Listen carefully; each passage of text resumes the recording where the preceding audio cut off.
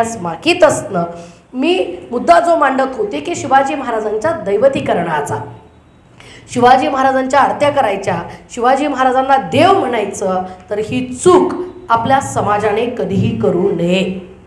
त्याचं कारण असं आहे की एकदा महामानव देव झाला की प्रेरणा संपत असतात। उद्या तुम्हाला मला माझ्या मुलाला सांगायचं आहे की अरे शिवाजी महाराज या वयात त्यांनी तोरणा किल्ला घेतला होता 16व्या वर्षी, रांझ्याच्या पाटलाने गावच्या पुरीवर बलात्कार केला, त्यावेळेस शिवरायांचं वय 16 वर्षाचं आहे।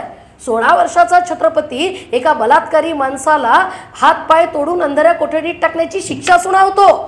इतकी न्यायाची चाड आहे, इतकी स्त्रियांच्या पावित्र्याची, तिच्या इज्जतीची काळजी आहे।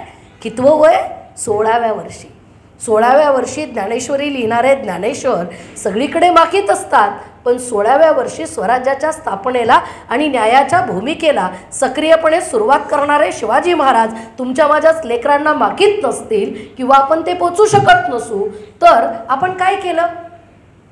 हा प्रश्न आपली पुढची पिढी विचारणार नाही आपल्याला? ही पुढची पिढी म्हणजे आपल्याला या प्रेरणेनं जगवायची असेल, ही प्रेरणा त्यांच्या हातामध्ये द्यायची असेल, तर मला असं वाटतं की आपण योग्य इतिहासाचे वारकरी झालो पाकीचे, वारसदार झालो पाकीचे। त्याच्यामुळे शिवाजी महाराजांच्या दैवतीकरणाला विरोध करण्याचं कारण असं की एकदा माणूस देव झाला की त्याचं कर्तृत्व संपतं। म्हणजे भवानी तलवार होती म्हणून शिवाजी महाराज जिंकले, या ठिकाणी शिवाजी महाराजांच्या हाताचं, मेंदूचं, शरीराचं कर्तृत्व शून्य असतं आणि त्या दैवी भवानी तलवारीचं कर्तृत्व 100% असतं। तिथं तुम्ही शिवाजी महाराजांच्या हाताला, त्यांच्या मेंदूला, त्यांच्या धाडसाला शून्य करत असता। भावनेच्या भरात आपल्या काही लक्षात येत नाही, पण या देशातल्या ब्राह्मणी व्यवस्थेनं केच केलंय की तुमची माणसं 0 करून टाकायची, यांची मात्र नसलेली माणसं मोठी करून टाकायची। अशी अनेक उदाहरणं आहेत, मला त्याच्यात जायचं नाही।